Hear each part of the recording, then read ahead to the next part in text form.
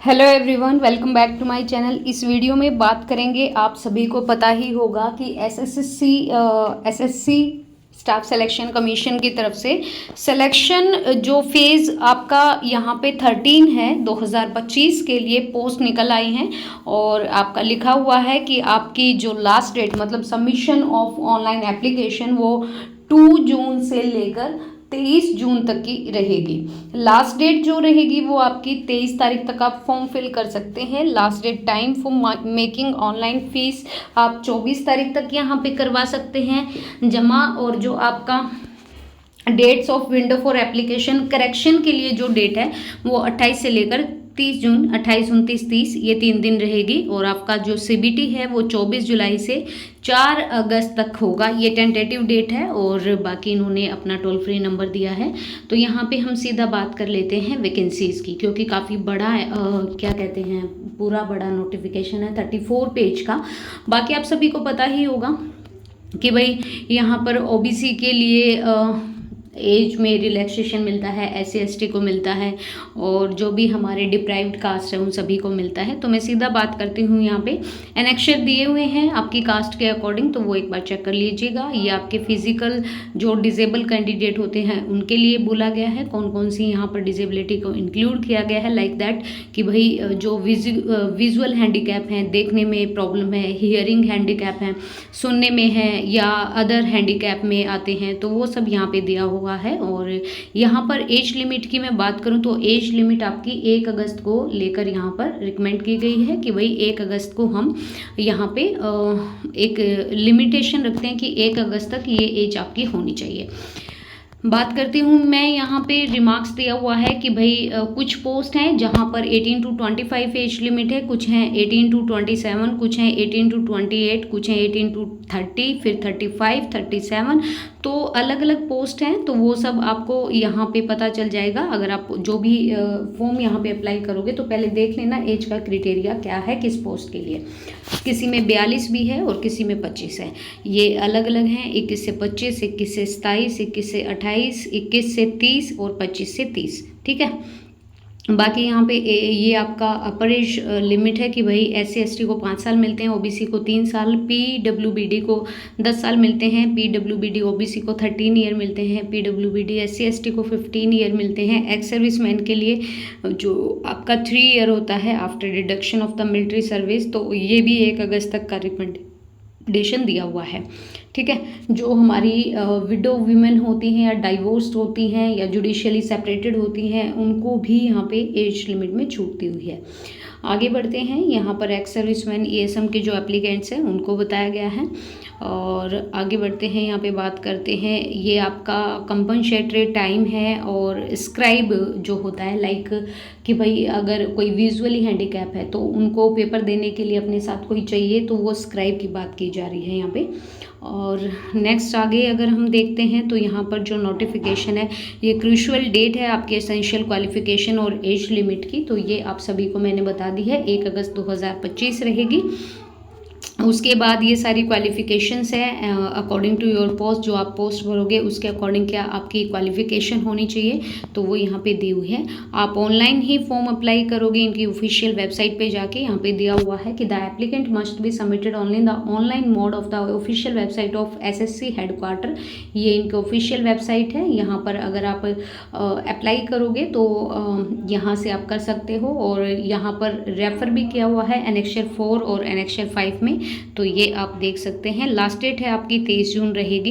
ये ओटीआर है, ओटीआर का मतलब होता है अगर आप वन टाइम रजिस्ट्रेशन करते हो कि भाई आप एक फ्रेश कैंडिडेट हो एसएससी की ऑफिशियल वेबसाइट पे, तो आपको सबसे पहले रजिस्ट्रेशन आपको करना पड़ता है। फिर आपका एक आईडी कोई भी लगा लो, वोटर आईडी कार्ड हो गया या आधार कार्ड हो गया। बेसिकली आधार कार्ड जो है वो पूरे ऑल इंडिया में क्या है कि इसी को एक आइडेंटिफिकेशन के तौर पे ज़्यादा माना जाता है, तो आधार कार्ड यहाँ पे लगा दीजिए। आप वही डॉक्यूमेंट्स यहाँ पे लगाइए जिसमें आपका बिल्कुल प्रॉपर सब कुछ करेक्ट हो, स्पेलिंग्स वगैरह, आपकी पापा का नाम या फिर मदर का नाम जो भी है। एप्लीकेशन फ़ीस आपकी 100 रुपये रहेगी। आप किसी भी क्रेडिट या डेबिट कार्ड से यहाँ पे एप्लीकेशन वो अपनी फ़ीस कटवा सकते हैं। और ऑनलाइन फ़ीस की जो डेट रहेगी वो 24 जून तक रहेगी, ठीक है। ये विंडो है आपकी करेक्शन की। भाई फॉर्म फिल हो जाएंगे 28 से मतलब जो आपकी 24 जून है, फिर 28 से 30 जून तक आपको 3 दिन मिलेंगे अगर कोई करेक्शन करनी है, कोई बाय मिस्टेक गलत हो गया है तो। फिर उसके लिए only the latest modified corrected application will be treated as the valid one and all the previous applications submitted as such candidate will be ignored. The commission will be uniform charge 200 रुपये लेगा भैया correction के लिए और first time के लिए। अगर फिर भी आप दोबारा फिर करेक्शन कर रहे हो सेकेंड टाइम तो 500 रुपये आपसे कमीशन लेगा। और the correction charge once paid shall not be refund, ये वापस नहीं मिलेंगे आपको। ये हैं आपके सेंटर कोड, ये आप देख सकते हैं। और बाकी अगर मैं यहाँ पे बात करूँ तो ये है स्कीम ऑफ एग्जामिनेशन कि आपका जो एग्ज़ाम होगा, देखो there will be 3 separate CBT होंगे। एक objective type multiple choice question होगा। मिनिमम क्वालिफिकेशन यहाँ पर मैट्रिकुलेशन या फिर 10+2 या ग्रेजुएशन और अबो, मतलब कोई 10th के फॉर्म है, कोई 12th के और कोई ग्रेजुएशन के हैं, तो सबका अलग अलग टाइप से होगा। जिसमें आपके 4 बेसिक सब्जेक्ट रहेंगे और 1 घंटे का टाइम मिलेगा। 25-25 नंबर के सारे आएंगे। और यहाँ पे देख सकते हैं जनरल इंटेलिजेंस 25 मार्क्स की, मतलब 50 नंबर की 25 क्वेश्चन। जनरल अवेयरनेस जिसमें आपका करंट अफेयर भी रहेगा 25 क्वेश्चन 50 मार्क्स के। फिर आपका क्वांट है, क्वांट में आपका अर्थमेटिक जो आपका मैथ होता है वो आएगा 25 क्वेश्चन 50 मार्क्स के। और बेसिक इंग्लिश नॉलेज आएगी 25 क्वेश्चन तो 50 नंबर के। ये रहेगा 60 मिनट मिलेंगे आपको। और 0.50 यहाँ पर भैया नेगेटिव मार्किंग रहेगी, मतलब हाफ नेगेटिव मार्किंग 1/2। और सीबीटी आपका हिंदी इंग्लिश दोनों में होगा।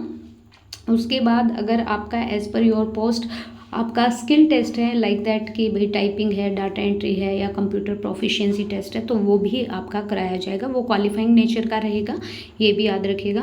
और 100 रुपये अगर मान लो कि भाई पेपर हो गया, आंसर किया है, आपने देखा कि भाई आपका आंसर ठीक था, कमीशन के द्वारा गलत ठहराया गया, तो उस पर आप क्लेम कर सकते हैं। 100 रुपये चार्ज रहेगा।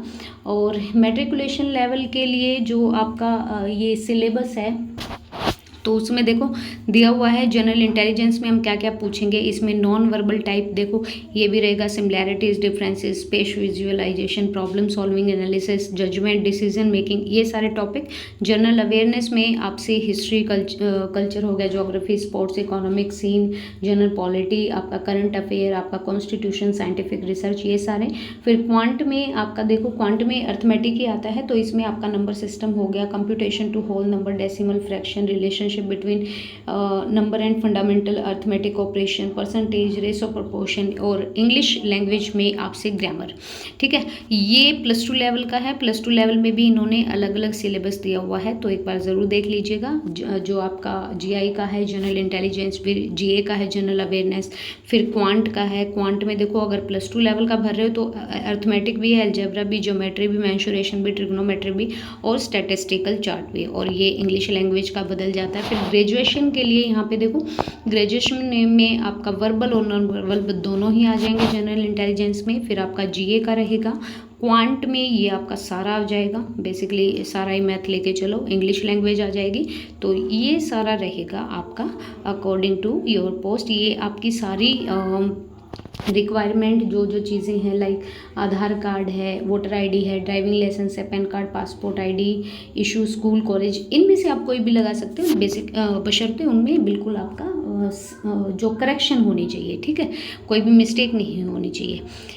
तो ये है भैया। फिर डीबी होगा, जैसे आपका पेपर हो जाएगा या फिर जो स्किल टेस्ट वगैरह होगा, उसके बाद स्क्रूटनी होगी। अगर उसमें आपका सब कुछ हो जाता है तो फाइनल लिस्ट लगती है, तो आप देख सकते हैं ये सारे एनेक्शर हैं। एनेक्शर देख सकते हैं। कट ऑफ मार्क्स की अगर मैं बात करूँ तो 30% तो लेने ही लेने हैं, EWS को 25 और अदर कैटेगरीज को 20%। तो नेक्स्ट स्टेज के लिए आप तभी जा पाओगे। और यहाँ पे बाकी वही बताया गया नंबर ऑफ़ वैकेंसीज़ के बारे में, ये सारा आपका है, एक बार पढ़ लीजिएगा। और यहाँ पे आप देख सकते हैं ये डिटेल है माल प्रैक्टिस की, तो इसको ज़रूर पढ़िएगा डिपार्टमेंट पीरियड को। और नेक्स्ट अगर मैं बात करूँ तो ये सारी इंस्ट्रक्शंस हैं आपकी वही वाली जो मैंने आपको समझा दी है। तो अगर आप किसी भी पोस्ट के लिए अप्लाई कर रहे हो तो उसमें अपनी एज लिमिट, अपनी क्वालिफ़िकेशन वो ज़रूर देख लीजिएगा। मैंने आपको फ़ीस बता दी है, आपको सिलेक्शन का प्रोसेस बता दिया है, और सिलेबस को एक बार वेरीफाई कर लीजिएगा। So thank you so much guys. अगर कोई भी प्रॉब्लम है या कुछ समझ ना आए तो आप पूछ सकते हैं। ये अंडरटेकिंग होते हैं, इसमें आपको ना ये सारा कंप्लीट भर के अपनी सिग्नेचर करके दोबारा स्कैन करके तब ये अटैच करवाना पड़ता है अपने फॉर्म के साथ। सो थैंक यू वीडियो देखने के लिए। वीडियो पसंद आए तो प्लीज़ लाइक एंड शेयर कर दीजिएगा, एंड प्लीज़ चैनल को सब्सक्राइब कीजिएगा। Thank you.